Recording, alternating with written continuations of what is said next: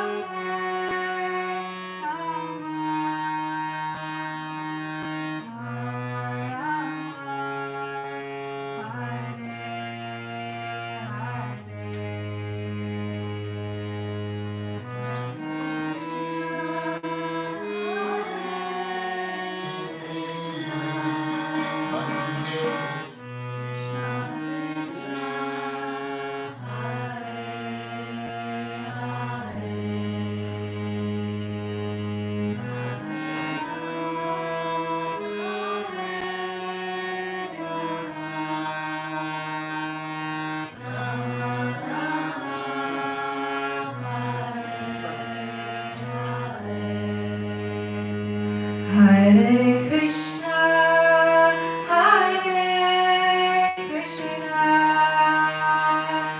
Krishna Krishna, Hare Hare, Hare Rama, Hare Rama, Rama Rama, Hare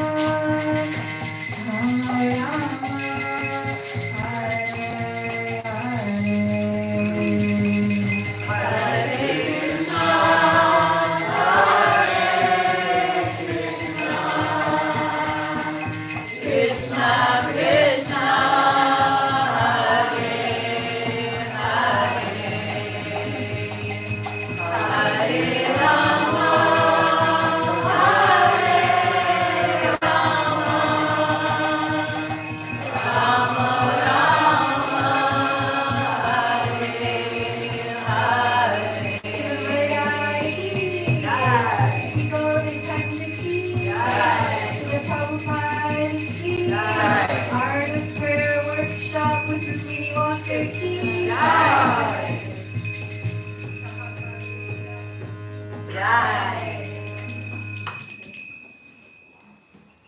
Thank you all so much for being here. Thank you for coming. I thought it would be, we're talking about the art of prayer. I thought it would be good to begin by chanting this. Oh, am I supposed to start? I'm going to introduce you. And you're not going to get out of it. Yes. So, welcome everyone to Bhagavat Shravana. Thank you so much for being here today. This is a very, very special day. This Art of Prayer Workshop, Rukmini Walker is one of the first and most senior disciples, that means student, of Srila Prabhupada in our entire movement. She ran away from home at the age of 16, searching for spiritual enlightenment, and found it under the shelter of Srila Prabhupada. And she has lived across the globe doing many different services, everything from pujari to making those dioramas, those art pieces, pioneering the Krishna movements. She is a catalyst for women's spiritual empowerment across the globe and is a leader in our movement.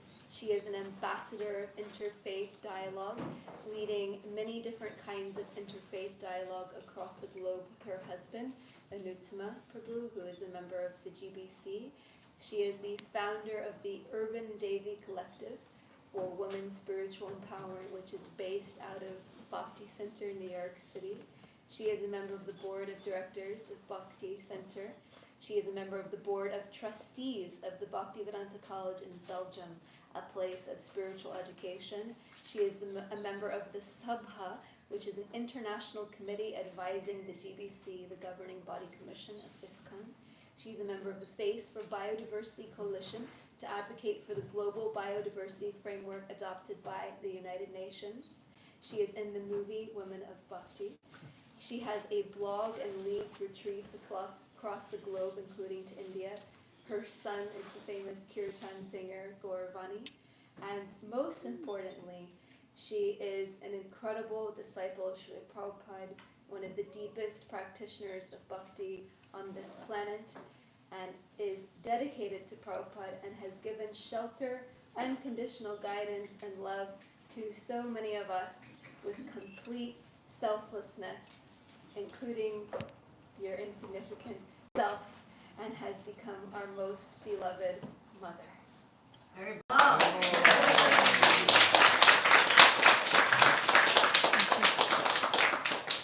Thank you, dear Champak.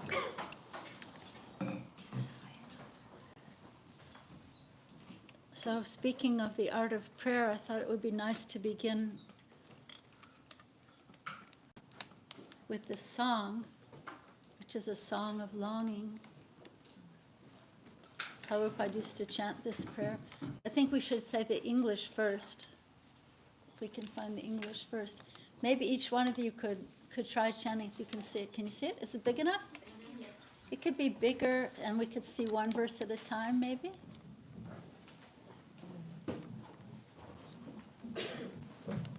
I could try to navigate as we move, like this. Are you moving? Maybe it's a little too big because now we can't see the whole verse. Yeah. Little smaller. Or people can Smaller, smaller, smaller. There, that's great. Okay, who would like to begin and say the first verse in English? When will that opportune moment come to us? When will there be shivering of the body as soon as we chant Lord Gauranga's name? While chanting Hare Krishna, when will there be tears in the eyes? Someone else? When will I obtain the mercy of Lord Nityananda Chandra? When, by his mercy, will the desire for material enjoyment become very insignificant? When the mind is completely purified, being freed from material anxieties and desires, then I shall be able to understand Vrindavana and the conjugal love of Radha and Krishna, and then my spiritual life will be successful. When shall I be very much eager to study the books led by the six Goswamis, headed by Srila Rupa Goswami and Srila Raghunath Das Goswami? By their instruction, I shall be able to properly understand the loving affairs of Radha and Krishna. My only aspiration is to attain the lotus feet of the six Goswamis, headed by Srila Rupa Goswami and Srila Raghunath Das Goswami. Narottam Das constantly prays to attain their lotus feet. Thank you. So now we can attempt it in Bengali. Let's see how this is going to work. Okay. So what I'm going to attempt here is I'll try chanting the first two lines, and then we can do those two lines together. Okay? Let's see how it works. People are always surprised that I'm the mother of Gauravani and I'm so bad at this. You're the mother of Gauravani? And you can't even play harmonium? But our temple president, Ananda Vrindavan in Washington, she says, well, we're eternal, right? So someday I'm going to learn how to play harmonium. So try it. You play them. So I'll say the first lines and then we'll do those two lines together.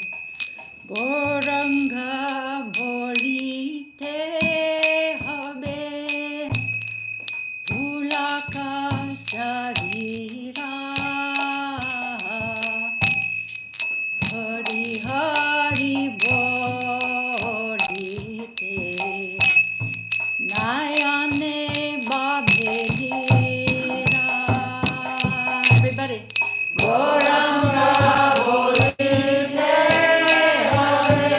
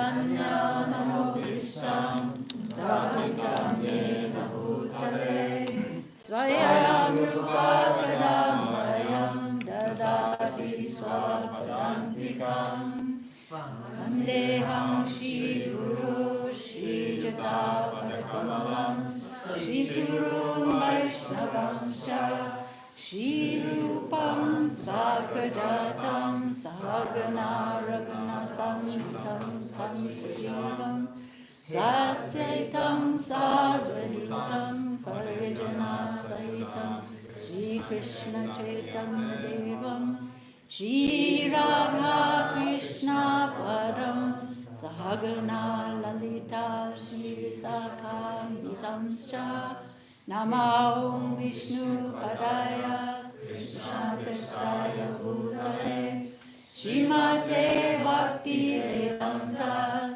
Swami Namine Namaste Saraswati Deve Gauravani Pracharine Nirvishesha Sunyavadi Paschatya Deshatarine Panchakalpatarubhyascha Kripasindhubhayavacha Patitanam Pavanebhyo Vaishnavebhyo Namo Namaha Jai Shri Krishna Chaitanya Prabhu Nityananda Shri Advaita Gadadhara Srivasadi Gaura Bhaktavinda Hare Krishna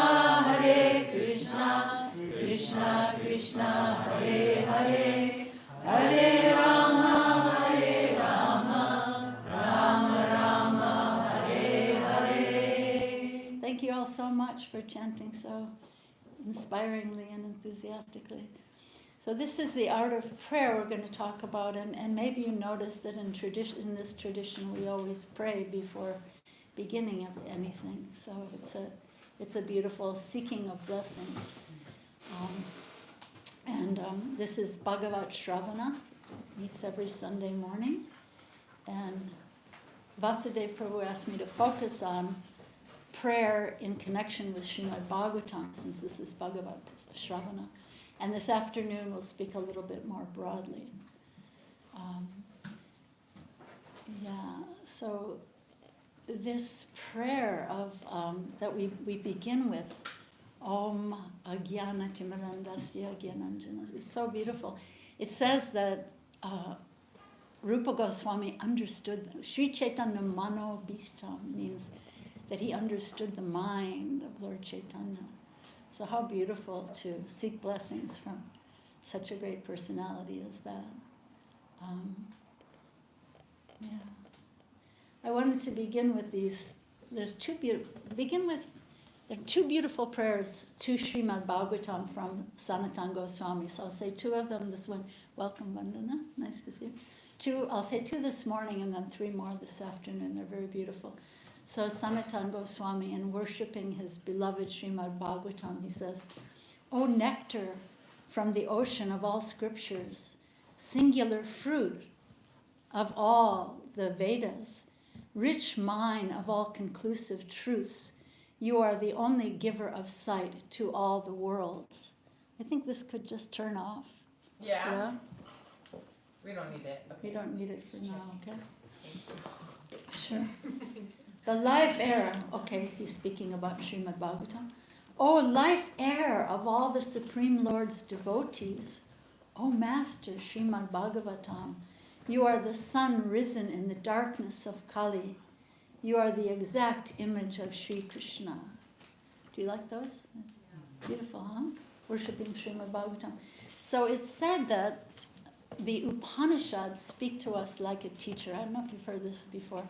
It's very, very beautiful. The Upanishads speak to us like a teacher, and the Puranas speak to us like a friend. And Kavya, or poetry, it said, speaks to us like a lover. And Srimad Bhagavatam speaks to us as all three, which is really beautiful. So, but what is prayer? Do you have a favorite prayer that you like to say? Anybody have a certain prayer that, yeah? Please, go Should I Paul. decide? Whatever you'd like to do. You want to say a favorite prayer of yours? It's not my prayer, but I like to decide that. It's very, very simple, coming from His Holiness Radhanath Swami. Once I heard it from in his class, and he said, "Oh, dear Krishna, you know my heart, and you know what's the best for me. So please, oh dear Lord, arrange things in a way that you will be happy." That you will be happy. How beautiful. Did everybody hear that? Should I, I'll repeat it, okay. My dear Lord Krishna, oh, how does it start? Yes, My dear Lord Krishna, you know my heart, you know my heart, and you know what's the best for me. and you know what's best for me. So please, oh dear Lord, So please, dear Lord, arrange things in a way arrange things in a way that you will be happy. that you will be happy. Mm. So beautiful. Anybody else have one that would like to share? Yes. I love the prayer of St. Francis. Can everybody hear? Maybe should I repeat it for the recording? Is that good? Yeah. Okay, you say a few words of it and I'll repeat it. Lord, make me be an instrument of your peace. Lord, make me an instrument of your peace. Where there is hatred, let me bring love. Where there is hatred, let me bring love. Where there is offense, let me bring pardon. Where there is offense, let me bring pardon. Where there is discord, let me bring union. Where there is discord, let me bring union. Where there is error, let me bring truth. Where there is error, let me bring truth. Where there is doubt, let me bring faith. Where there is doubt, let me bring faith. Where there is despair, let me bring hope. Where there is despair, let me bring hope. Where there is darkness, let me bring light. Where there is darkness, let me bring light. Where there is sadness, let me bring joy. Where there is sadness, let me bring joy. O Lord, grant that I may not so much seek to be consoled as to console. O Lord, please grant that I may seek not so much to be consoled as to console. To be understood as to understand. To be understood as to understand. To be loved as to love. To be loved as to love. For it is in giving that one receives. For it is in giving that one receives. It is in self-forgetting that one finds. It is in self-forgetting that one finds. It is forgiving that one is forgiven. It is by forgiving that one is forgiven. It is in dying that one awakens to eternal life. It is in dying that one awakens to eternal life. Wow. If that's not bhakti, I don't know what it is. Isn't that beautiful? I mean, he probably never heard the word bhakti, but is that bhakti? Anybody else have a favorite? Yes, sure. I've always been a big fan of the Prayer of Unknowing by Thomas Merton. My Lord God, I have no idea where I'm going. My dear Lord God, I have no idea where I'm going. I do not see the road ahead of me. I do not see the road ahead of me. I cannot know for certain where it will end. I cannot know for certain where it will end. Nor do I really know myself. Nor do I really know myself. And the fact that I think I am following your will And the fact that I think I am following your will does not mean that I am actually doing so. does not mean that I'm actually doing so. But I believe that the desire to please you But I believe that the desire to please you does in fact please you. does in fact please you. And I hope anything apart from that desire, and I hope that I will never do anything apart from that desire. And I hope I will never do anything apart from that desire. And I know that if I do this, you will lead me by the right road, And I know if I will do this, you will lead me by the right road, though I may know nothing about it. though I may know nothing about it. Therefore, I will trust you always, though I may seem to be lost. Therefore I will trust you always, though I may seem to be lost. And in the shadow of death, I will not fear. And in the shadow of death I will not fear. For you are ever with me, and you will never leave me to face my perils alone. For you will never leave me to face my perils alone. So beautiful. So beautiful. Thank you so much. Anybody else have one they would like to share? Short or long? 2 words, 5 words? Anything? Yes, Champak. 2 very simple ones. Vancha kalpa tirugascha kripa sindhuva evacha patitanam pavanebhyo vaishnavebhyo namo namaha. I offer my obeisances unto all the Vaishnava devotees of the Lord who are just like desire trees, can fulfill the desires of everyone, for they are full of compassion for the conditioned souls. And I love this one because just to always have that consciousness that anything that we have in bhakti is due to the mercy of the devotees. So just to have that consciousness as you walk throughout the day, just of gratitude and worship of the devotees. And then the other two ones that I love the whole Shikshastakam, but my favorite two verses from the Shikshastakam is the Trinadapi Sunichena verse. One should chant the holy name of the Lord in a humble state of mind, thinking oneself lower than the straw on the street. One should be more tolerant than a tree, devoid of all sense of false prestige, and should be ready to offer all respect to others. In such a state of mind, one can chant the holy name of the Lord constantly. So just to remind myself, because I need this reminder that it's through humility and wanting to serve others that we please the Lord and can have a taste for the holy names. Beautiful. Thank you so much. There's oh yes, Vandana. Well, you're named Vandana. I have a few favorite prayers, but the one that always kind of gets to me are the last two mantras from the Sri Upanishad. So I'll just read the translation to those. Again, this is coming from the heart of a person who's about to die. Let this temporary body be burned to ashes, and let the air of life be merged with the totality of air. Now, O my Lord, please remember all my sacrifices, and because you are the ultimate beneficiary, please remember all that I have done for you. O my Lord, as powerful as fire, O omnipotent one, now I offer you all obeisances falling on the ground at your feet.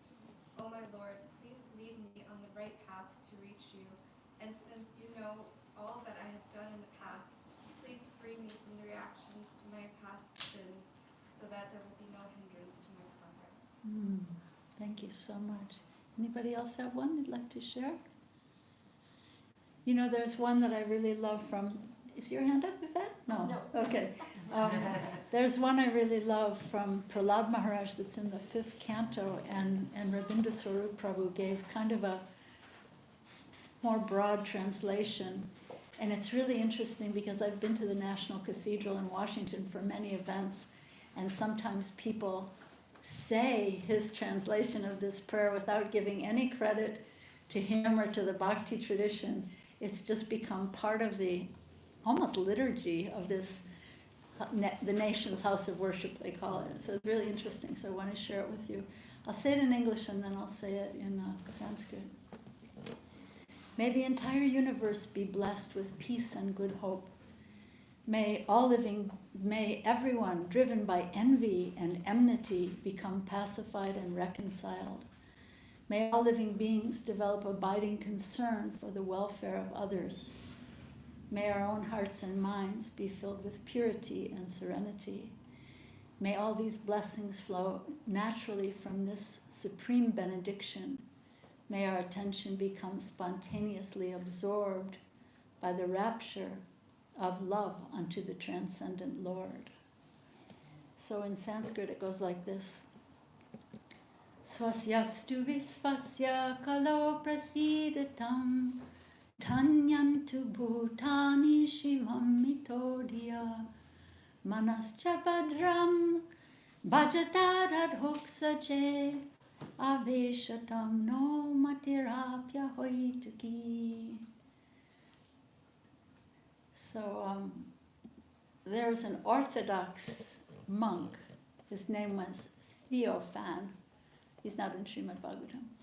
But he defined prayer as he says, to pray is to stand before God with your mind in your heart. So I think that's a very beautiful definition of prayer, to stand before God with your mind in your heart. Or we might put it a different way, that darshan means to come to see the Lord, but more so to be seen, right? We've heard that before. To authentically show up.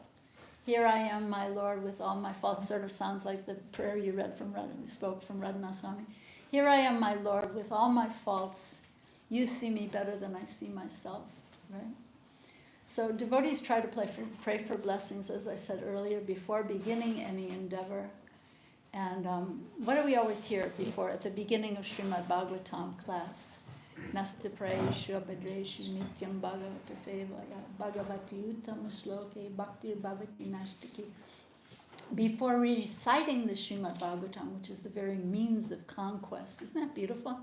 The very means of conquest. Think about that.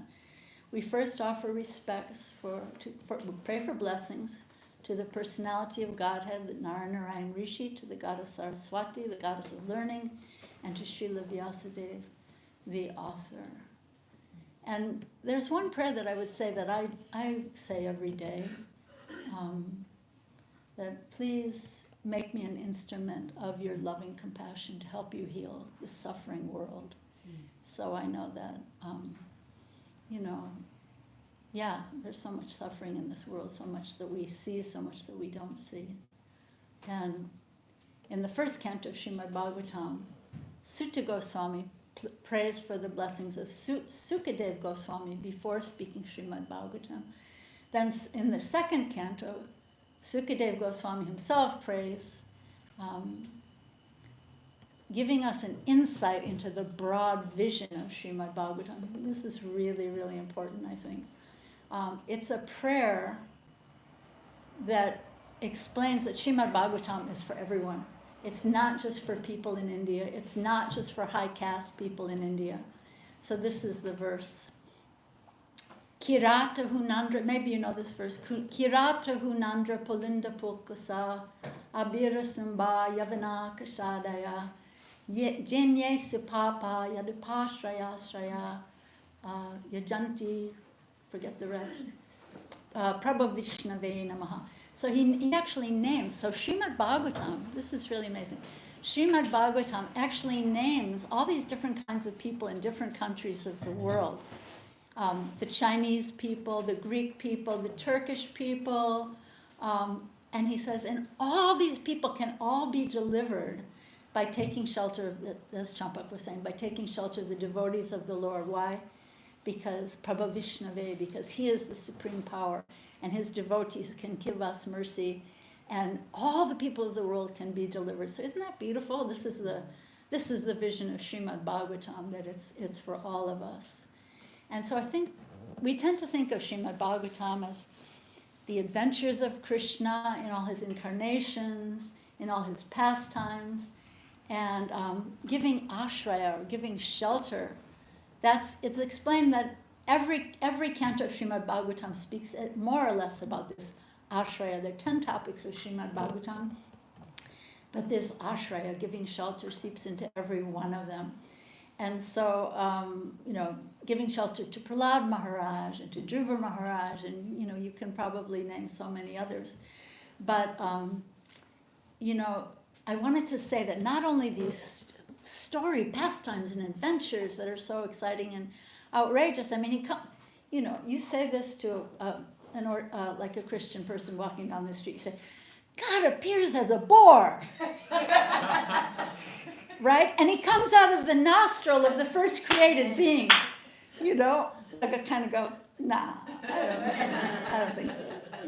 But it's just, the pastimes are so amazing. But I wanted to make the point that the prayers are embedded in every canto of Srimad Bhagavatam. The prayers of these, what Prabhupada refers to as person Bhagavatas, right? So he talks about the book Bhagavata, but then there's the person Bhagavata. And, as Champak was saying, at the end of Prabhupada's introduction to Srimad Bhagavatam, he tells the story of Lord Chaitanya, and he recites the Sikshastakam prayers, which he says is the perfection of all prayer. So, we could spend the whole morning unpacking the Sikshastakam prayers. So that those prayers are considered really, really meant for us to study. They're the perfection of all prayer. And I wanted to say that in the first canto of Srimad Bhagavatam, there's so I was thinking how prayers can be chanted in so many different moods, right? But in a desperate mood, in the first canto of Srimad Bhagavatam, there's Arjuna. So Asvatthama has thrown the Brahmastra, right? and he's trying to kill the last living member of the Kuru dynasty, Parikshit, who's in the womb of his mother. So he's thrown this Brahmastra, and so Arjuna has this beautiful prayer of desperation. And I want to chant it for you, but it's really interesting because almost the same exact prayer, which, like the first 2 lines of it are the same, appear in different places in the 10th canto also. When the 2 demigods in the Damodar Leela, those 2 demigods, fallen demigods, drunken demigods, they start praying almost the same prayer. And then also when the residents of Vrindavan are terrorized because Indra is devastating Vrindavan with his rain clouds. So here's the prayer. Krishna, Krishna, Mahabaho, Bhaktanam Abhayankara, Tam Eko Dayamananam Apavargo Sisam Smritahe. So the first 2 lines are the same in 10th canto and the first canto. Here's Arjuna's version. He says, now imagine he's in complete desperation. I think this is a really good prayer to learn. As a matter of fact, I was going to say, we have a very close friend, Jaini Tai and Baba Bhakti know him as well, Shonaka Rishi Prabhu in the UK. So he was going in for, I think it was like quadruple bypass surgery. It was very dangerous surgery. And so a bunch of friends were on a call with him and just praying for him. And our dear friend Radhika Raman, the boy wonder of ISKCON, this great scholar, I mean, he went to, I think he got his PhD at Oxford when he was like 19 or 20 or something. Anyway, so he chanted this prayer for protection for our dear friend. So I think it's really beautiful. The English is, "O my Lord Krishna, you are the almighty personality of Godhead. There is no limit to your different energies. Therefore, only you are competent to instill fearlessness in the hearts of your devotees. Everyone in the flames of material miseries can find the path of liberation in you only." So I think it's a really good prayer of desperation. If you want to learn it, it's Srimad Bhagavatam 1:7-22. That's a really, really powerful. I think it's just, I was telling you this prayer yesterday, right? I was saying, when you get desperate, just memorize this prayer and you can just pray it out to Krishna, right? So then what about Uddhava's famous prayer in the 3rd canto, where Uddhava asks, who could be more merciful than Lord Krishna? The evil Putana came to Vrindavan to kill him by having him drink her poisoned breast milk. Yet he's so merciful, he gave her a position as his nurse in the spiritual world. And there's a whole story in Chaitanya Lila. We could take more time, but anyway, Gadadhar Pandit was he had his doubts about this devotee who was living quite an opulent life. His name was Pundarik Vidyanidhi. He was a great, great devotee. But he had a cushy program at his home. Lots of pillows and fragrant this and that, and a hookah on the side. Anyway, Gadadhar Pandit was having his doubts. He heard he was a great devotee, but he wasn't really sure. But then his friend Mukunda told him, chant this prayer, chant Uddhava's prayer, and see what he does. Mm-hmm. So he chanted this prayer, and then Pundarik Vidyanidhi he just lost it. He just went into ecstasy and just started smashing everything and throwing everything in his house around. And and so then Gadadhar Pandit actually ended up taking initiation from him. Yeah. So there's different kinds of prayers, right? There's embarrassed prayers of guilt or contrition. Yeah, like I was thinking when Champak was saying the third prayer of Sikshastakam, that's where Lord Chaitanya expresses humility. But in the 2nd verse of Sikshastakam, there's actually the beginning of contrition. Because we say, He's given me so much, so many opulence of His holy name, but I'm so unfortunate. I have no attraction for them. So it's the humility starts with contrition in that 2nd verse, and then goes to humility, So then we have in the 11th canto, there's, I I love the prayers of Pingala the prostitute. I mean, can you imagine prayers of a prostitute where she just like opens her heart and starts talking about, I've just wasted my life. I'm just running after men who just will never make me happy. And, you know, I've neglected the Lord of my heart. Look it up, Pingala, 11th canto, fantastic, beautiful prayers. They're prayers of aspiration at the moment of death, right, by so-called demon Vritrasura. Of course, the famous prayer for more suffering, not to be imitated, by Kunti Devi, asking her, you know, just send more suffering, because whenever I suffer, I see you. And now that you're going away to Dwarka, leaving Hastinapur, I'm not going to see you. So send more suffering, I want to see you. Amazing, inconceivable. So, yeah, so there's so many different series of prayers in the whole Srimad Bhagavatam. And yeah, I just want to really make that point, that these prayers are embedded in every canto of Srimad Bhagavatam. Kunti Devi also prays to her dear Lord Krishna, let my love for you flow without hindrance like the Ganges flows to the sea, you know. I like to pray that one every day too, you know, just melt my stone heart and let my love for you flow, you know, like, you know, just without hindrance. Radhanath Swami put that one on his title page of the Journey Home, which is so beautiful. And then there's a beautiful prayer to the Holy Name by Devahuti in the third canto of Srimad Bhagavatam.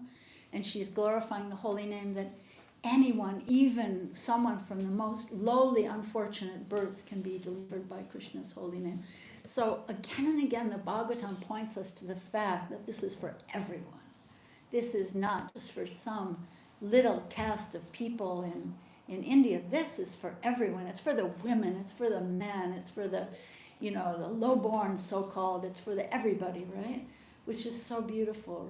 And then I think one of you reminded me of the prayers of Prithu Maharaj. I think it was what you said, Gopal, Prithu Maharaj. He, in the fourth canto, I love his prayer, because basically he's saying, we're the kids, you're the dad, we don't know what's good for us. You know, so you please arrange for what's best for me, because you know, I don't know. There's the glorious prayers of Lord Shiva there too, and then yeah, let's see, Akrura. What about Akrura, right? He is supposed to be the acharya of prayer. They're Mahajans, or great teachers who exemplify each one of the 9 processes of bhakti. And he exemplifies this method of prayer in entering Vrindavan. And he's supposed to be our teacher. If any of you ever go to Vrindavan, or if you think in your heart when you're chanting of going to Vrindavan, he's the teacher of how to enter Vrindavan in a mood of great humility, and I would say contrition, you know. And what is that mood? It's you know, yeah, it's this mood of, I left you, I turned my back on you. And now I'm trying to turn around and see you once again, you know. So, yeah, so humility and longing while entering Vrindavan, longing to see Krishna and Balaram. It's explained that it's an amazing story. I've actually been listening to some great YouTube talks by Bhakti Vigyan Swami. I think it's maybe 4 or 5 talks about Akrura's, what we can learn from Akrura's mood of entering Vrindavan. Akrura served the evil Kamsa for 12 years. When all his relatives ran away, Krishna's parents were imprisoned by Kamsa. All the other people of the Yadav dynasty were like, we got to get out of here because we'll be next. He's got Vasudeva and Devaki in prison. And only Akrura stayed there and served him. And why did he do that? He became his like right-hand counselor. Why did he do that? Because he had this aspiration in his heart that one day, if he was trusted by Kamsa, Kamsa would send him to Vrindavan to go get Krishna and Balaram, to bring them to Mathura. And one day that finally happened. So he goes to Vrindavan and is overwhelmed. He's rolling on the ground. And I met this devotee from Montreal. He was doing some theology with a professor at a university in Montreal, and his professor had kind of seen this in Srimad Bhagavatam, and he was saying, look how crazy these bhaktas are. They roll on the ground. Is that the craziest thing you ever heard of? This is like a, mundane academics look from the out, like looking at the bottle of honey from the outside, and not understanding Akrura. So they're joyous prayers of celebration, of union with Krishna, prayers of longing, separation by the gopis, and the 5 chapters of the Rasa dance in the Srimad Bhagavatam 10th canto. It's called the Rasa Panchadvaya. They've been described as the most beautiful prayer for poetry ever written. And then there's the prophecy of Lord Chaitanya's appearance and his Sankirtan mission. It's given in the 11th canto of Srimad Bhagavatam. I don't know if you guys have seen that. Krishna Varna Tvisa Krishna Sango Pangastra Parshadam Yagnai Sankirtana Paraya Yajanti Sumedasa. It says people who have some brains are going to worship Lord Chaitanya in the age of Kali.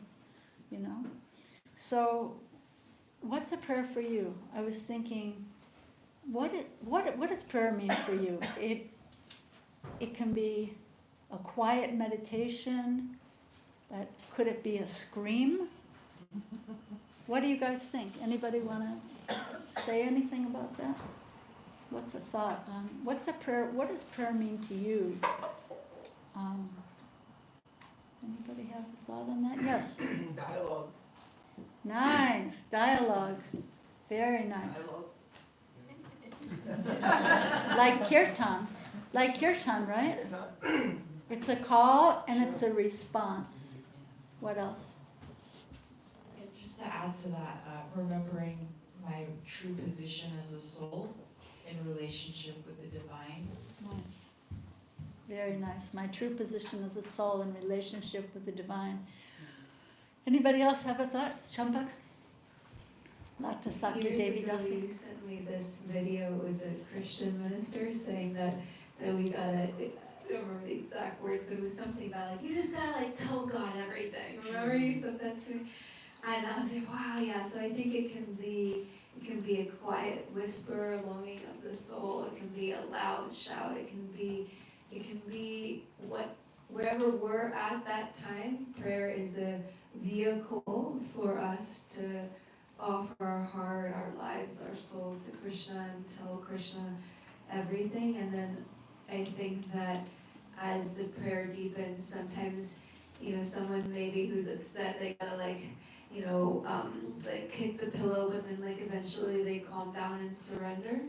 Yeah. So I think that the process of prayer can be wherever we're at, all of those things, but then ultimately that prayer brings us to the place of surrender and the deepest longing and love offering and whisper of prayer to be engaged in service coming from the innermost chamber of our heart. Beautiful, beautiful. Thank you so much. Starts as a whisper and if you're going to kick something, kick the pillow, but punch the pillow. Don't kick the dog, right? But I wanted to share a story with you. Vandan is here. She's sitting over there. Her name means prayer. And I wanted to share a story, if it's all right. I didn't ask your permission, but if it's all right, I wanted to.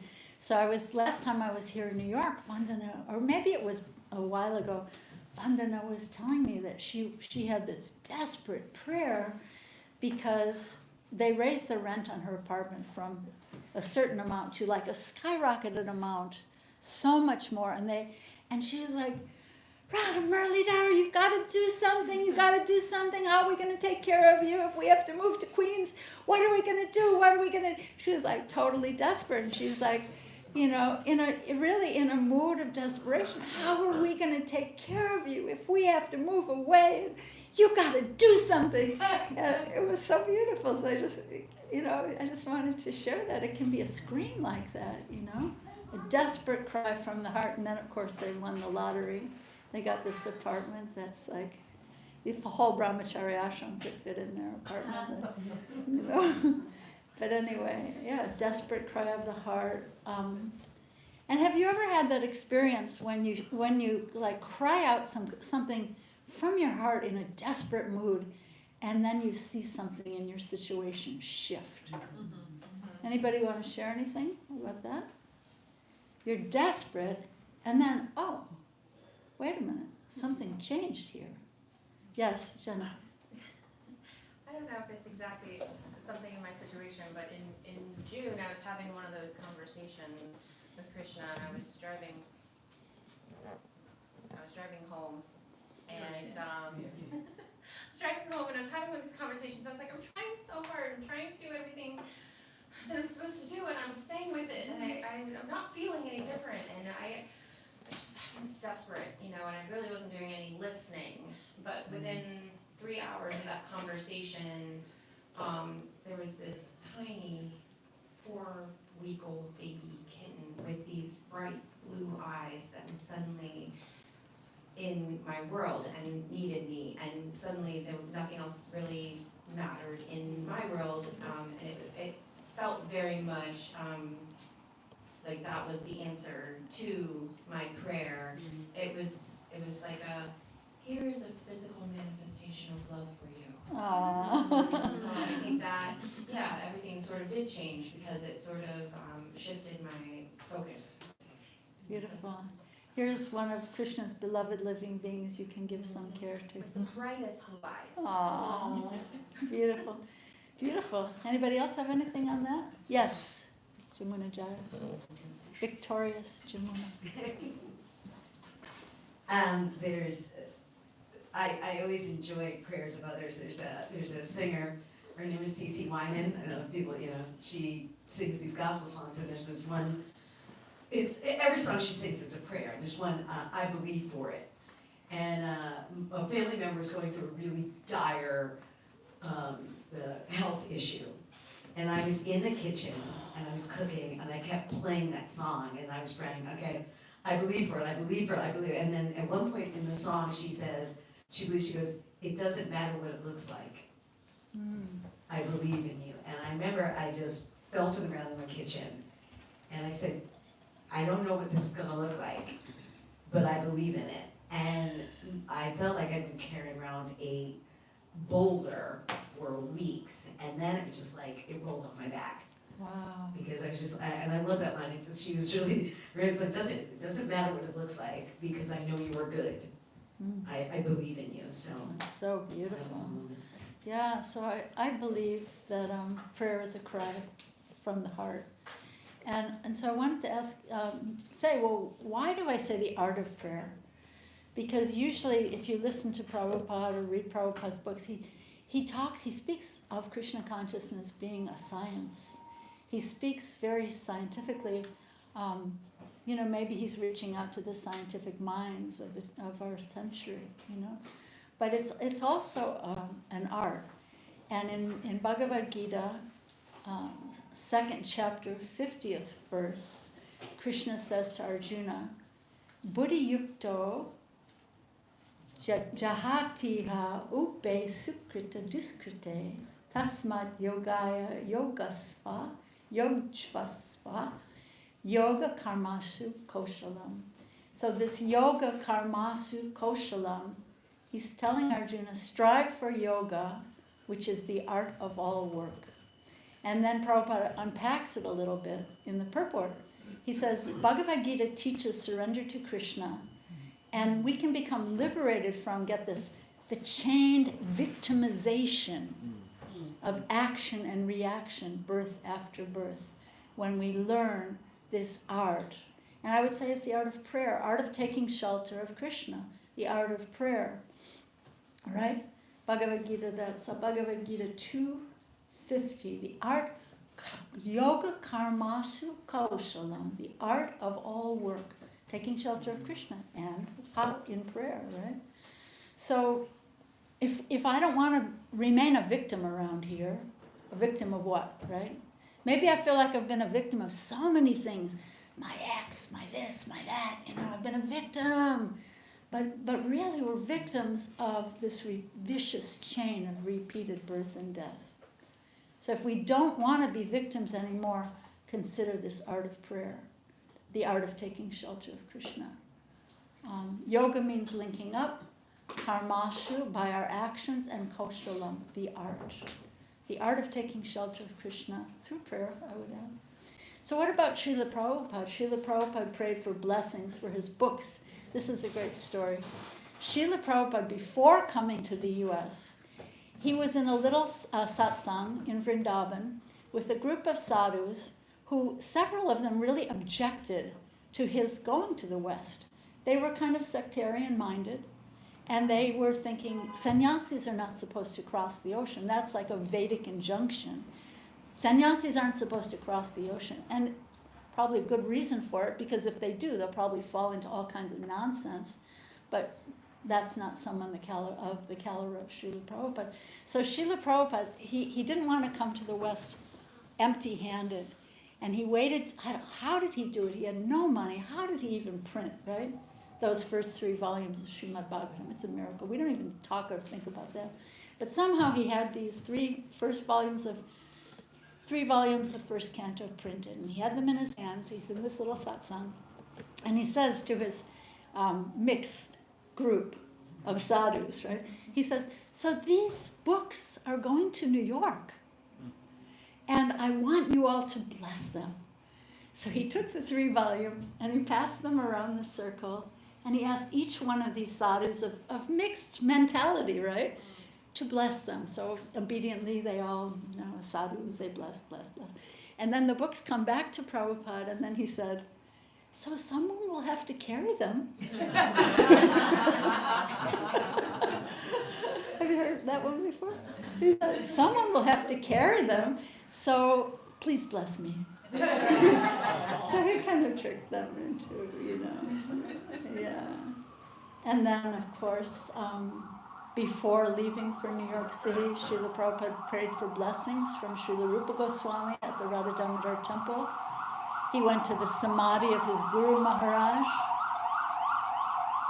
at Mayapur at Chaitanya Math.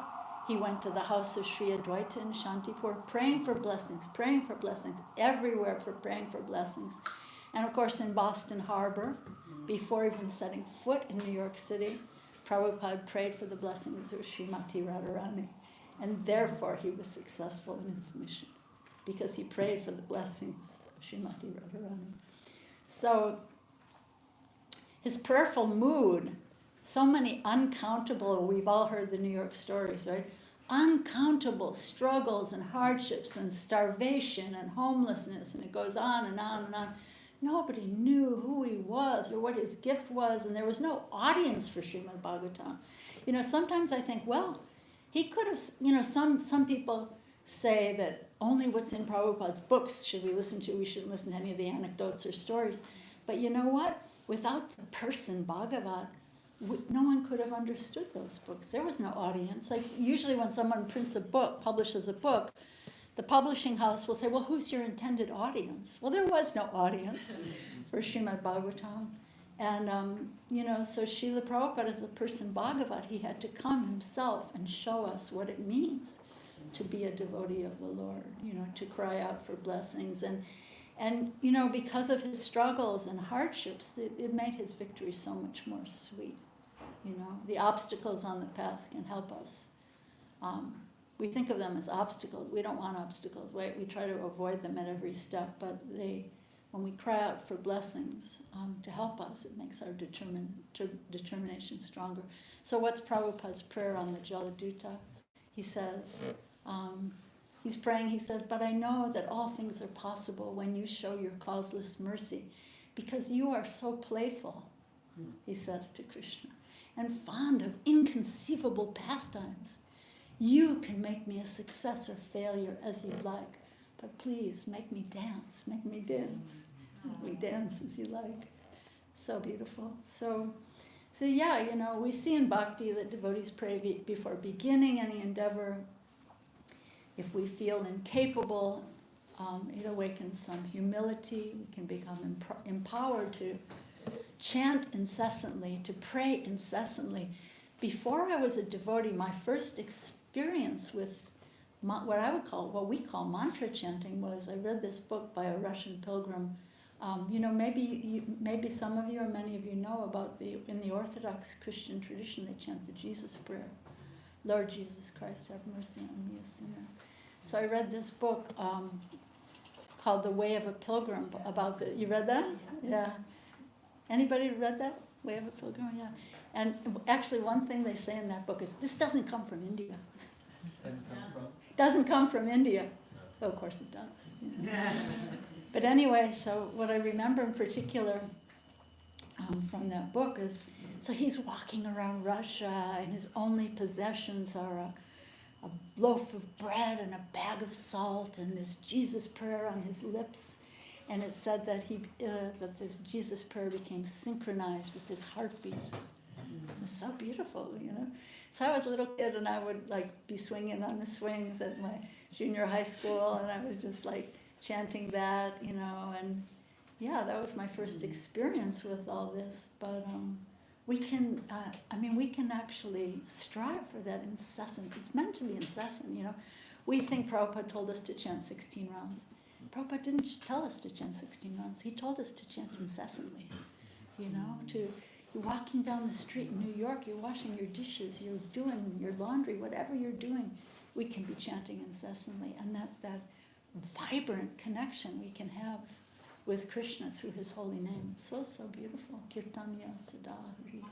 So not just to pray before, but to pray in the middle, to pray in the end. And here's a nice quote for you. It said that we're just about to have Thanksgiving, right? The most beautiful holiday in the Western world. So it said that gratitude in advance is the most powerful creative force in the universe. So, you don't wait till, thanks a lot after it happens, or, you unwrap the gift, oh, thanks.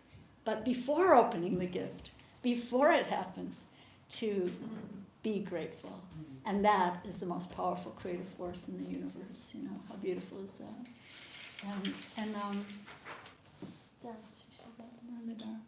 So that kind of gratitude aligns us with Krishna, the supreme creator, the supreme overseer. The supreme. So Krishna is called the overseer and permitter. So when we place a prayer at Krishna's lotus feet, he's hearing it and he's permitting, we want to align ourselves with his will. So I wanted to share one devotee when I was thinking about this, talking about this idea of doing this Art of Prayer workshop. Well, I was talking to different devotees. One devotee said to me, well, I'm just not I'm not really a very prayerful person. I don't really pray. And I was thinking maybe he was thinking of himself as a more rational, not so emotional person. But then he came back to me after a while. He said, I thought about it, and actually, I'm praying all day long. He's like, this is happening, that's happening, and he went back and thought about it. That actually, I have so many prayers I'm praying during the day. So maybe this idea of prayer triggers something from your childhood. Maybe you were made to sit and chant, say the rosary as a Catholic, growing up as a Catholic, or made to sit and chant japa, by your parents, or as a child in Gurukula. I was in a satsang last week at Bhakti Yoga DC. We have a yoga studio in Washington called Bhakti Yoga DC, and we're talking about prayer. And this one young woman said that she remembers being really scared as a child by this prayer. This child's prayer. Now I lay me down to sleep. How does it start? If I die before I awake, pray the Lord my soul to take. And she remembers being really scared by that. So this is the nighttime fear of a child, but as we grow up to maturity, here's another perspective, Here's, speaking of death, okay? We're here temporarily, we're here as pilgrims. We should be pilgrims in this world, not tourists. So here's another perspective on death from the poet John O'Donohue. He's also not in Srimad Bhagavatam. But anyway, he says, He says, as the air intensifies the hunger of fire, may the thought of death breathe new urgency into our love for life. I'll say it again. As the air intensifies the hunger of fire, may the thought of death breathe new urgency into our love for life.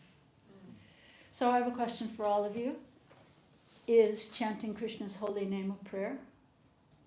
Devotees on this path spend a good part of every day doing this practice. What is it? Is it a prayer? What do you think? Somebody wanna pass the mic? Somebody, is it a prayer?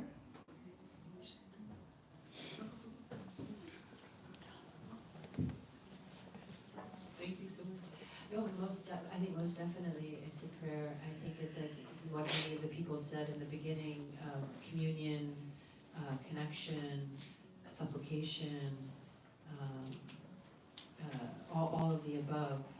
And I think that prayerful attitude is what makes japa have taste versus just what is that, courtesy japa that Mahaprabhu talks about, right? Right, Yeah. check the box. Check the box japa. I did it. Right, versus prayer. Versus is, prayer. Which is really what it is. Beautiful. Thank you so much. What else?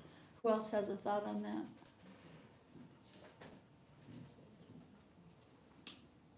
My Gurudev always reminds us that the words are evocative. It's "Oh Radha, oh Krishna."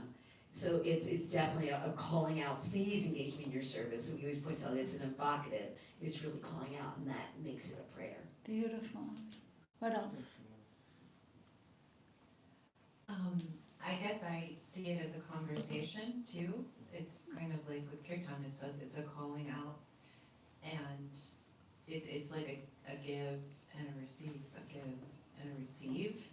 I try and think of that. I mean, I'm not always successful, but when I do kind of hit those moments of japa, being that conversation, being that link, it's really beautiful. Jenna had something.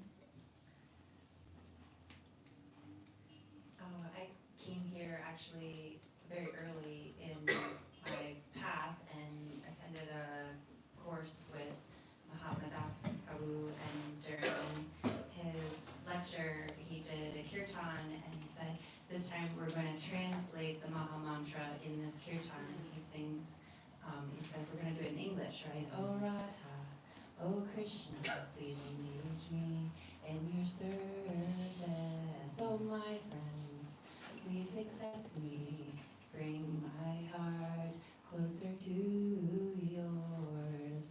And that has been like a beautiful, whenever I do that kirtan, that he did the whole weekend, the same kirtan over and over. And whenever I do that one, I like to bust into English version.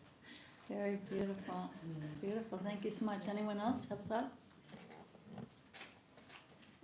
Yeah, so, oh my dear Lord Krishna, oh energy of the Lord Sri Radha, for so long I've forgotten you, but from today I am remembering you. Please engage me in your loving service. So yeah, there's this mood of contrition. There's a link between contrition and humility. For so long I've been turning away from you. Now I am suffering. I need your mercy. So chanting in this mood of humble contrition, I left you. Now please pick me up. This is a call from the heart. Or, as it was pointed out, I don't know your name, but as was pointed out, chanting can be a mindless repetition or like background music for the wandering mind, right?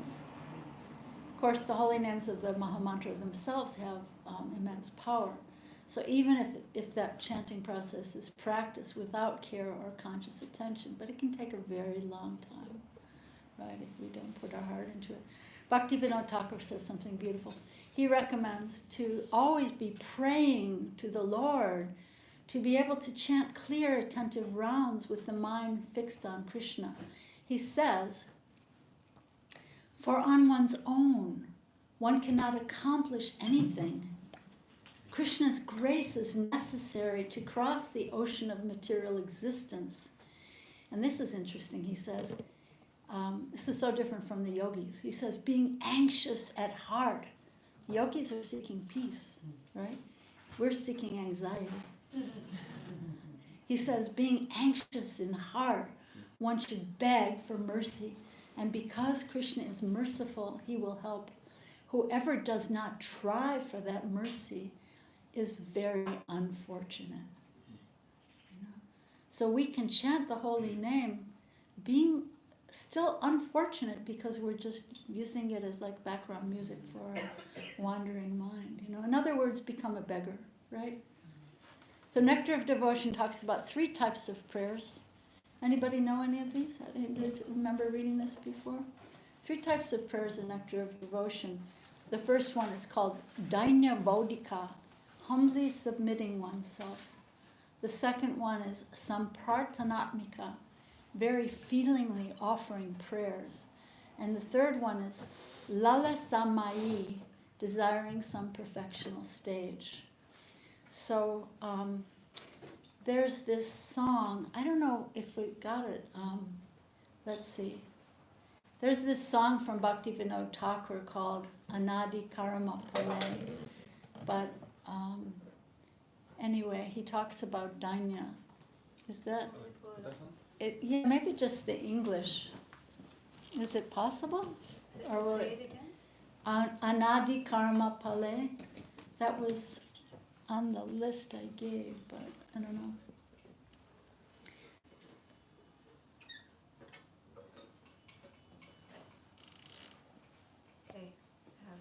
Okay, just the English. So this is Bhaktivinoda Thakur near the beginning of his book of songs called Sharanagati, and he's lamenting for forgetting the Lord in his life. And just, you know what? If you find the English, maybe you could just read it. Anyway, here's a. Find it?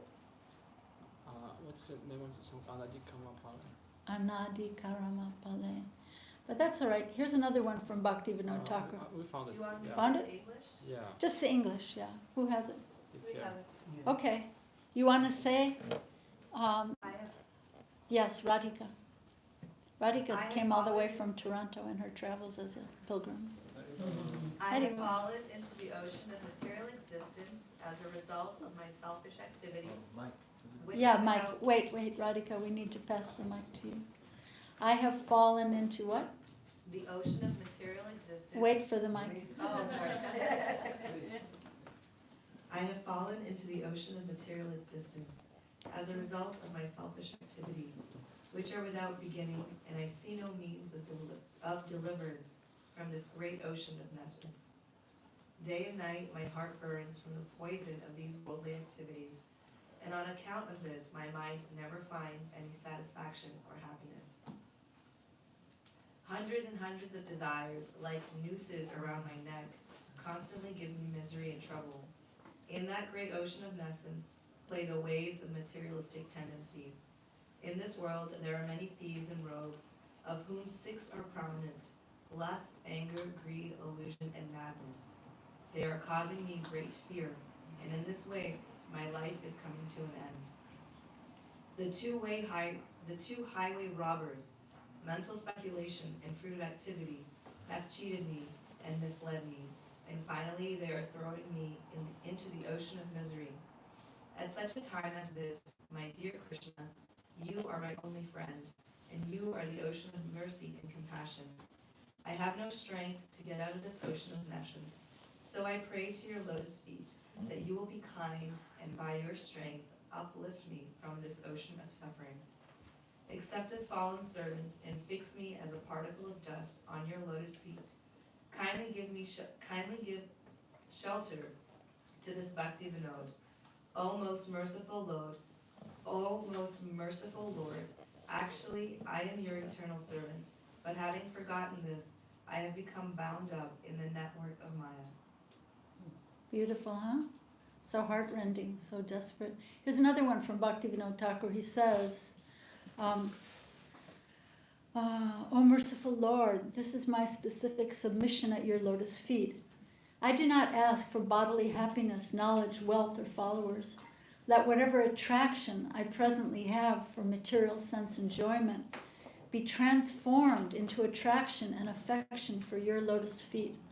I pray not only that this affection for your lotus feet remain unvarying in all circumstances of happiness and distress, but that day after day it continues to grow by the influence of chanting your holy names. Wherever I take birth, be it in the animal species, in the heavenly planets, or in hell, may ahaitaki, which means not selfishly motivated, bhakti ever grace the heart of this servant. So there's so many beautiful prayers, right? And I was thinking, we're coming toward the end of the time, but I was thinking that when prayer is on fire, there's an element of desperation, right? An element of longing, or even a type of greed.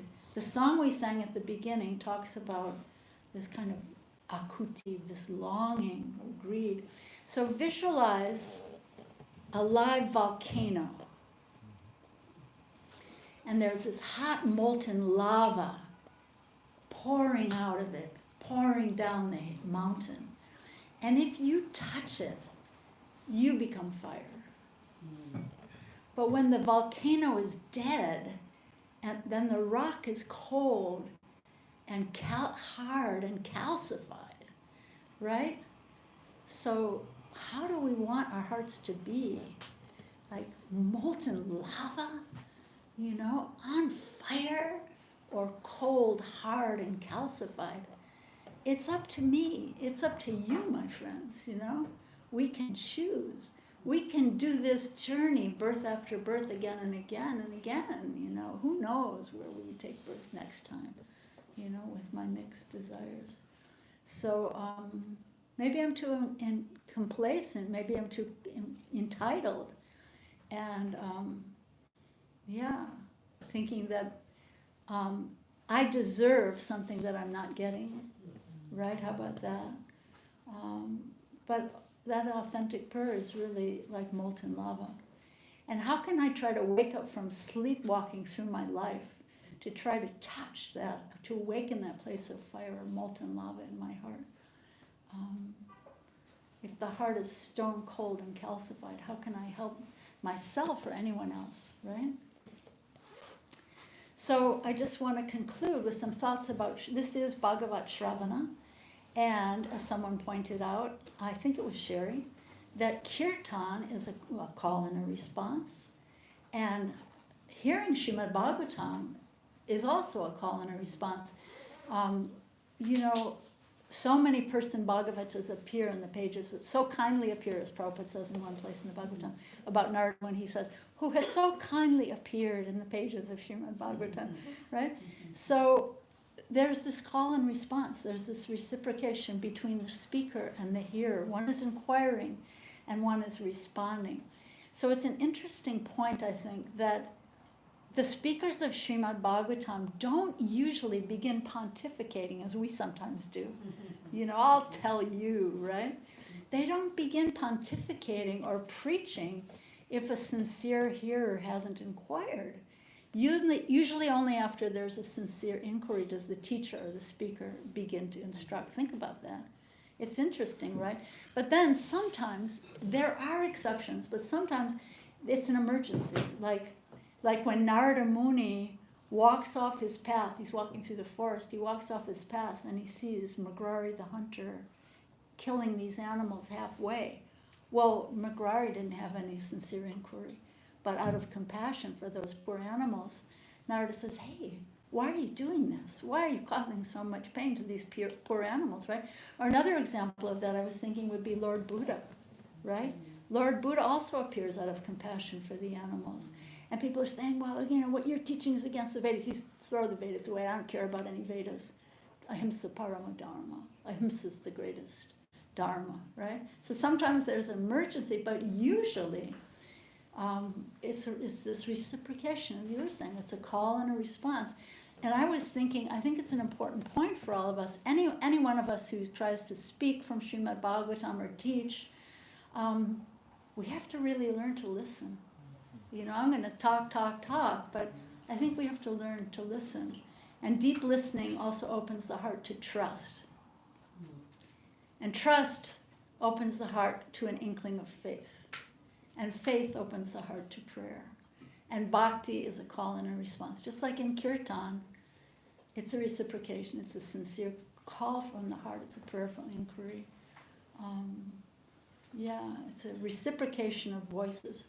A call from one sincere heart to another, and a response from Krishna or one of the saints, one of the generous, beneficent speakers or teachers of person Bhagavatas. So this afternoon I want to speak more about prayer, more broadly, and just trying to focus here this morning on Srimad Bhagavatam a little bit. I strayed off the path a little bit sometimes, but what do you guys think? Oh, I want to open up for any thoughts or takeaways or reflections you have, but let me just end this morning's session with these two. Let's see. No, I think I said those. This is for this afternoon. These other prayers for Srimad Bhagavatam. So, just in summary, to summarize a little bit, we talked about how prayer is to stand before God with your mind and your heart. I am yours. Please accept me. We talked about how the art of prayer is the art of taking shelter of Krishna, the art of all work. Yoga karmasu kausalam. Strive for yoga, the art of all work. Because the art of prayer is the art of taking shelter. We talked about how begging for grace before beginning any endeavor, be a beggar, travel through the world in humility and simplicity as a pilgrim, not a tourist. We talked about how the prayers of Srimad Bhagavatam are reciprocation between the speaker and hearer, and try to open our heart to that call and response of the person Bhagavatas who so kindly appear in Srimad Bhagavatam. And one other thing I just want to say, pray for a melted heart to be able to deeply hear the voices in the pages of Srimad Bhagavatam and the pages of the days of our lives. So thank you so much. Any reflections or takeaways or questions or complaints or clarifications or anything? Yes. Hi, my question was just that. What's your name? Nagma. Nadma? Nagma, yes. Nice to meet you. Yeah, it's for the recording. Hi, my name is Nagma. My question is for the people that mentioned their favorite prayers when you were asking them, and they came from all different resources. Mm-hmm. How does somebody find a favorite prayer? Mm-hmm. And is it something that you're learning in school or your parents? I mean, I think it's amazing to be at a certain stage in your life and have a favorite prayer. For me, it was always Om Namah Shivaya. Whenever I was in trouble, my mom always told me to say that. Any kind of trouble from like first grade till like my entire adult life, until I came to the Bhakti Center, and now I do the Maha Mantra as well as Om Namah Shivaya back to back. And I think before I realized that it was a prayer, I would just call out to my mom, because as a kid, your mom is the closest thing to safety to God, right? Because if God can't be present in every single situation in life, he gave us mom. Right. So just a question for any of the 4 or 5 people that brought their favorite prayer for us today, like how did they develop that favorite prayer? Like what went into place? So Anybody else want to answer that? Jamuna Jaya, what do you think? The prayer of St. Francis, having been brought up very Catholic, is something that has been since I was little. But when I came actually to the Bhakti path, I heard once the definition of, I think it may have been from your son actually, was saying once that one way to describe the Maha Mantra was the prayer of St. Francis. And that's really when it became my favorite. But something I did, not this past Kartik, the previous Kartik, my vow was I found a prayer. I went alphabetically, and I was like, A is for Bakura, B is for Lord Balaram. I went through different texts and I found one. Sometimes I had to fudge it with some of the letters, but I did it, and then I did one a day, and then now some of those are some of my favorites. So you just sort of put that in a look. But St. Francis came to me as a child and stayed. Beautiful. So you can be on a lifelong search as a pilgrim. Search for your favorite prayers, and and they're there in all traditions. That's what I find so beautiful. Did I mention that we had a interfaith Thanksgiving last week at our temple in Potomac, We had people from all different faiths. At our temple, there was a Muslim man, there were Unitarian Universalists and Catholics and Protestants and Jews, and all the people in the local area came together. We had an interfaith celebration of Thanksgiving, and it was magnificent, you know. So, you know, all these diverse voices of all these angels.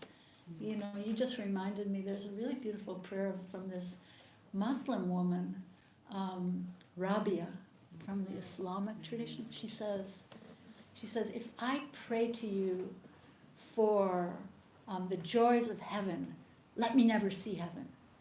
And then she says, and if I pray to you to avoid the pain of hell, send me there forever. And then she says, let me pray to you just for your beauty alone. Which is, wow, you know. So I think that bhakti thread, you know, I mean, sometimes people think, oh, bhakti, that's a sectarian word, but no, it's a universal concept of melting the heart in prayer. And I think that's what the Bhakti Center is all about. You know, that's what we're meant to be doing here. Melting our hearts into molten lava. And not being cold, calcified, hard stone. What else? Shambhak. Be on a search, you know, do a Google search for prayer. Wow, nice. Speaking of, it was so beautiful how you were talking about becoming like fire, completely absorbed. And it reminds me, oh, it's on my phone, that's funny. So I wasn't expecting that.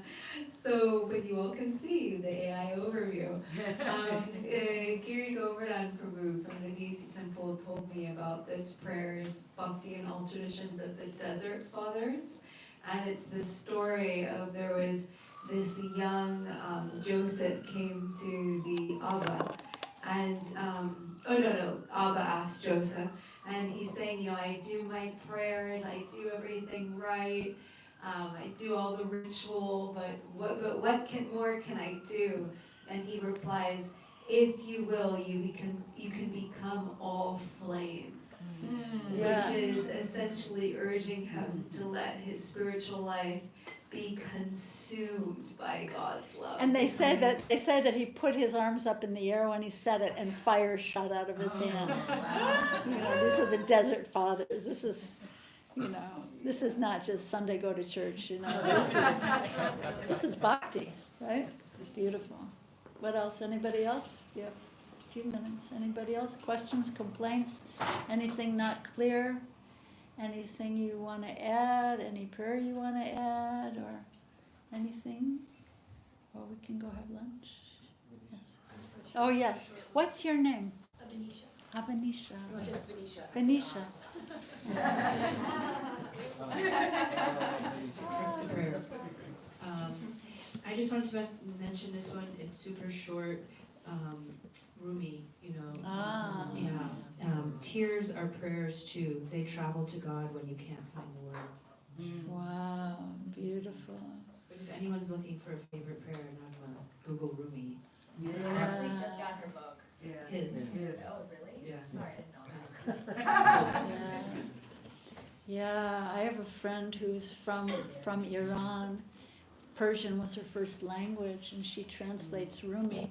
She doesn't go through like English versions, and he has this one prayer. This is her translation. It's not published in any book, but he says, when the pen tries to write about love, it breaks apart and gets stuck like a donkey stuck in mud.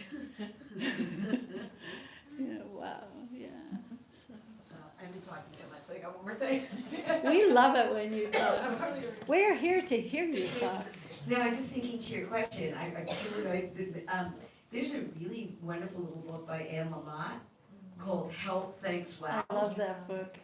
That is a great book, and what she has to say about prayer, and she calls them, they're only going to say 3 prayers in your life: help, thanks, and wow. And I always think I would add also, I'm sorry. I think Patricia, that's one thing, but that's a great book to read about prayer, and she's got some things in there. And that's a great book to give also. It's a really good gifty. But if you're looking for a gift for someone for the holidays, that's a wonderful, wonderful book about prayer. And help, thanks, wow. So, and, sorry. What else? Anything else before we break? Helping. Yes, Vandana, prayer. I hope you didn't mind my sharing your story of desperation. You gotta do something rather early now. It was really desperate, yeah. I just wanted to mention one point about reciprocation.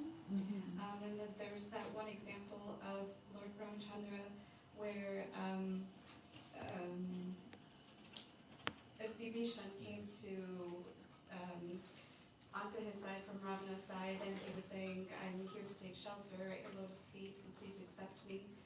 And Lord Ramchandra's camp along with Hanuman, they advised Lord Ramchandra not to accept him, and then this is from the Yudhakanda, and Lord Ramchandra said, if anyone comes to me and once says, my dear Lord, I am yours, I am taking shelter at your lotus feet, I promise for all time to come that I will never leave him. And so I thought that was a beautiful example of reciprocation. And also not that we should just take it for granted and say, okay, Krishna, I'm yours, and then he'll always be ours.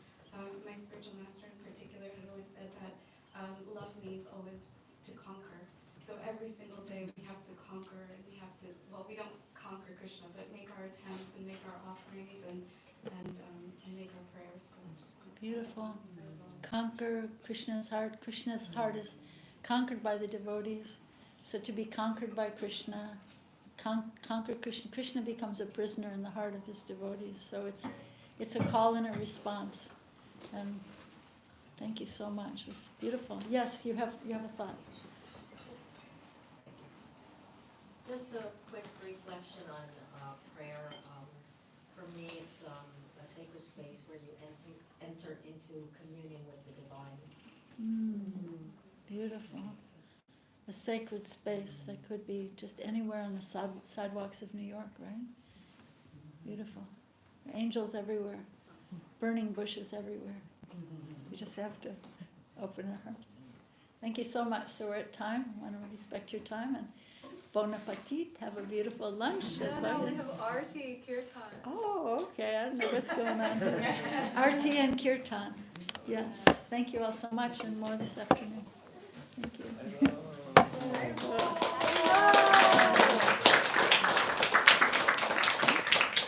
Rukmini Devi ki. Thank you all so much for being here. So now we're going, the conch shell is about to blow, and we will have Arti and Kirtan. So we can just move, keep the chairs as they are, because we'll use those for the afternoon session. But that means everyone has to come forward, which is very good, close to the deities. We're going to sing and dance together in kirtan, so we can just move the right cushions, and we will do that, and then afterwards we'll have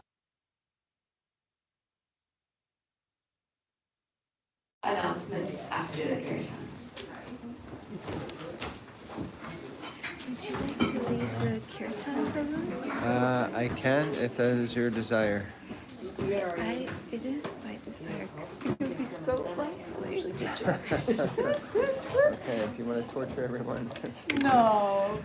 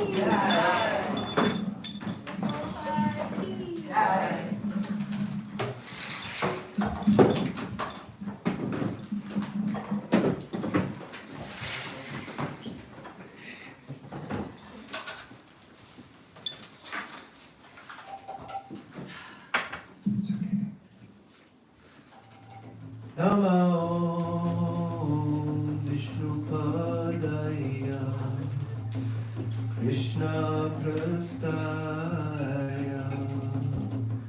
Bhutale Srimati Bhakti Vedanta Swami Iti Namine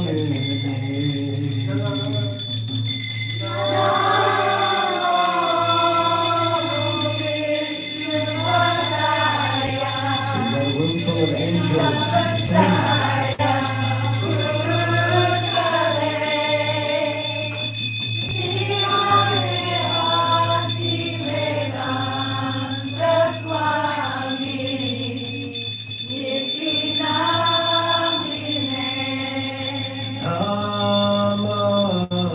Namaste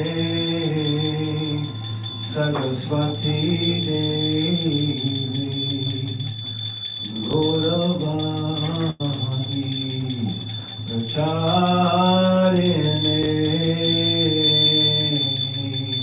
Nirvishesha Sunyavadi Achachari Shatarini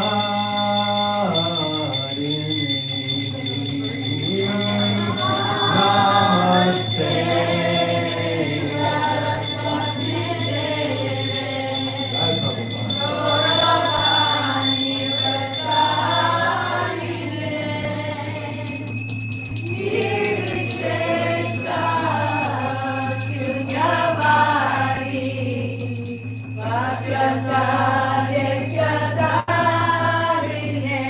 Jaya Shri Krishna Chaitanya Prabhu Nityananda Shri Advaita Gadadhara Shri Vasadi Gaura Bhakta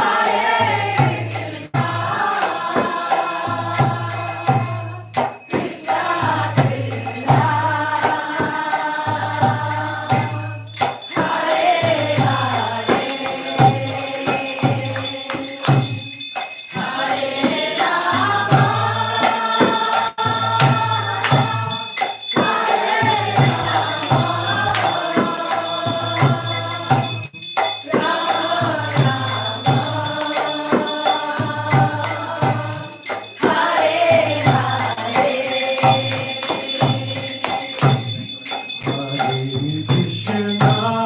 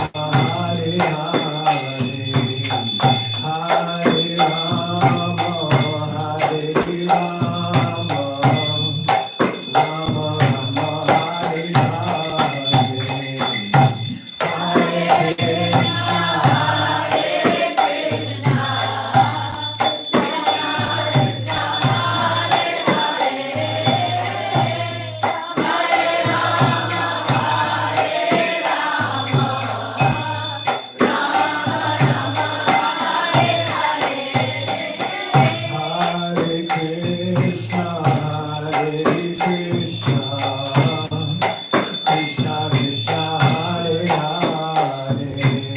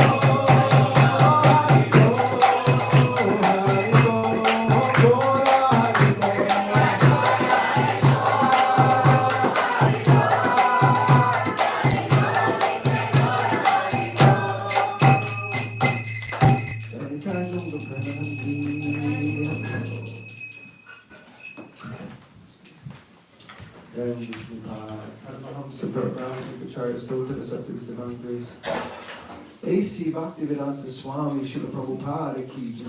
Now founder Acharya Srila Prabhupada Ki Jai. EBT founder Srila Prabhupada Ki Jai. Namacharya Srila Haridas Thakur Ki Jai. Namaskar. Ho Shri Krishna Chaitanya. Prabhu Nityananda Sri Advaita Gadadhar Shivasati Gaura Bhakta Vrinda Ki Jai. Shri Shri Radha Krishna Gopa Gopinath. Shama Kund Radha Kund Giri Govardhana Ki Jai. Shri Vrindavan Dham Ki Jai. Mayapur Navadvip Dham Ki Jai. Ganga Mai Ki Jai. Jamuna Mai Ki Jai. Tulsi Devi Ki Jai. Bhakti Devi Ki Jai. Shri Shri Radha Maridar Ki Jai. Gaur Chandra Bhagavana Ki Jai. Harinam Sankirtan Ki Jai. Sankirtan Yajna Ki Jai. The art of prayer Ki Jai. Rukmini Devi Ki Jai. Harinam Sankirtan Ki Jai. Nitai Yoga Premanandi. All glories to the assembled devotees. All glories to the assembled devotees. All glories to the assembled devotees. All glories to the lotus feet of Sri Guru and Sri Gauranga. All glories to Srila Prabhupada.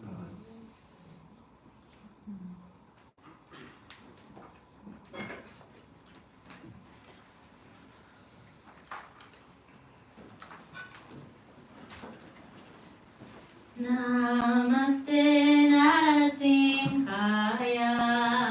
Namaste Narasimhaya. Namaste Narasimhaya. Namaste Narasimhaya. Rama Rama Rataine. Rama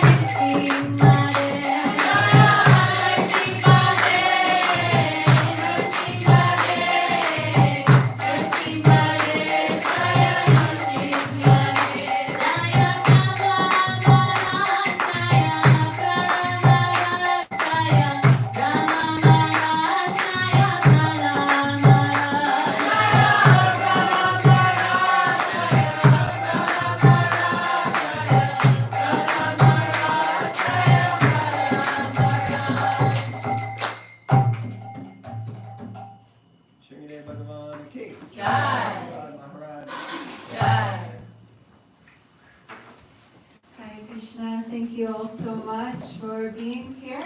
So now we are going to have a break for lunch, Prashadam. We have lunch served in the back by our beautiful team of volunteers. Let's give a shout out to Para Stewart, all the Prashadam servers, and Keshwara, who also is on the Prashadam service and set up this morning. Leah, who set up this morning and also will break down today. And Keshwara sets up this program every single week. Haribol! And Nick leads our volunteer team. Thank you so much. Please thank them when they serve you lunch. And if you all need any help, if anybody would like to help with serving the lunch, you're most welcome to also volunteer to help. And this program is run by volunteers, so if anybody ever wants to join our team, you can ask those serving you prashadam. We can get you on the official WhatsApp group.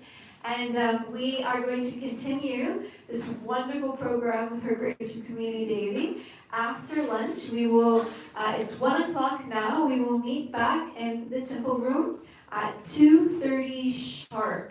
It gives a lot of time for associating with each other, sharing hearts during the lunchtime.